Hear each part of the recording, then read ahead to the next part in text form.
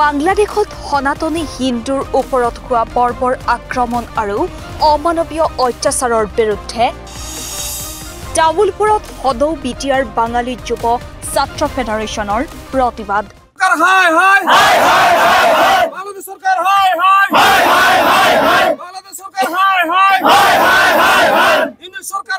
বাংলাদেশত সনাতনী হিন্দুসকলৰ ওপৰত হৈ থকা বৰ্বৰ আক্ৰমণ আৰু অমানৱীয় অত্যাচাৰৰ বিৰুদ্ধে তামুলপুৰৰ কোবাৰিকাটাত সদৌ বিটিআৰ বাঙালী যুৱ ছাত্ৰ ফেডাৰেশ্যনৰ উদ্যোগত বিশাল প্ৰতিবাদী সমদল কাৰ্যসূচী ৰূপায়ণ কৰা হয়। বিভিন্ন সময়ে হিন্দু সংখ্যালঘুৰ ওপৰত বিভিন্নভাৱে অত্যাচাৰ চলি আহিছে, আজিৰ পৰা বহু আগৰ পৰাই, আৰু বিশেষকৈ ইউনিট চৰকাৰ হোৱাৰ পিছৰ পৰাই আমি দেখিবলৈ লাগিছে।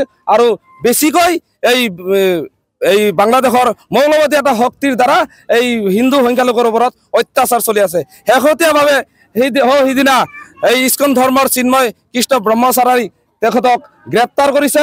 তো আমি আজি সদৌ বিটিআৰ বাঙালী যুৱ ছাত্ৰ ফেডাৰেশ্যন তামুলপুৰ জিলা সমিতিৰ আজি এই বিশাল প্ৰতিবাদী কাৰ্যসূচী লোৱাৰ এটাই কাৰণ যে চিন্ময় কৃষ্ণ ব্ৰহ্মচাৰীক মুক্তি লাগে আৰু বাংলাদেশত সংখ্যালঘু হিন্দুৰ ওপৰত যি অত্যাচাৰ হৈ আছে এই অত্যাচাৰসমূহ বন্ধ হ'ব লাগে। প্ৰতিবাদী কাৰ্যসূচীত অংশগ্ৰহণ কৰি প্ৰতিবাদকাৰীসকলে ইউনিট চৰকাৰ হাই হাই, বাংলাদেশ চৰকাৰ হাই হাই, চিন্ময় কৃষ্ণ দাস ব্ৰহ্মচাৰীক মুক্তি দিয়ক, ভাৰত বিৰোধী মৌলবাদী শক্তি হুঁচিয়াৰ, বাংলাদেশ দ্বিখণ্ডিত কৰি হিন্দুৰ বাবে পৃথক ৰাষ্ট্ৰ গঠন কৰক, সদৌ বিটিআৰ বাঙালী যুৱ ছাত্ৰ ফেডাৰেশ্যন জিন্দাবাদ আদি শ্লোগানেৰে উত্তাল কৰি তোলে কুমাৰিকাটা।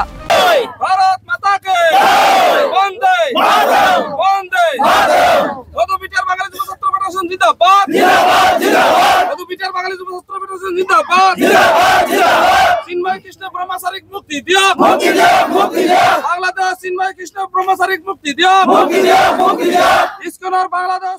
আজিৰ এই প্ৰতিবাদী কাৰ্যসূচীত বিটিআৰৰ বাঙালী যুৱ ছাত্ৰ ফেডাৰেশ্যনৰ কেন্দ্ৰীয় নেতাকৰ্মীৰ লগতে সহস্ৰাধিক লোকে অংশগ্ৰহণ কৰা পৰিলক্ষিত হয়। বৰ্ষতে প্ৰতিবাদ চলিছে আৰু আমি সদৌ বিটিআৰ বাঙালী যুৱ ছাত্ৰ ফেডাৰেশ্যন ইতিমধ্যে গুৱাহাটীৰ মাজমজিয়াত এটা প্ৰতিবাদ আমি অংশগ্ৰহণ কৰিছিলোঁ। কিন্তু এজন সনাতনী হিন্দু হিচাপে গাৰ তেজ ঠাণ্ডা হৈ যোৱা নাই।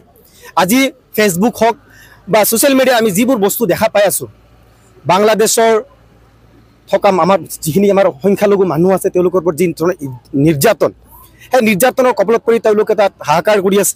আৰু সেই হাহাকাৰ কৰি থকাৰ মূল কাৰণটো হ'ল কি, আপোনালোকে গম পায়, কিছুদিন আগতে ছাত্ৰ আন্দোলনৰ গইনালৈ বাংলাদেশৰ চৰকাৰ পতন হয়।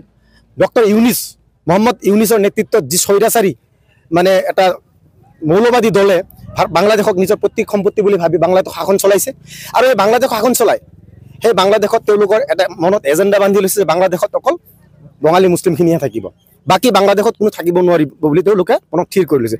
সেই কথাটো আমি কঠোৰভাৱে গৰিহণা দিওঁ। তামুলপুৰৰ পৰা নিতুল দাসৰ প্ৰতিবেদন, দি নৰ্থ ইষ্ট।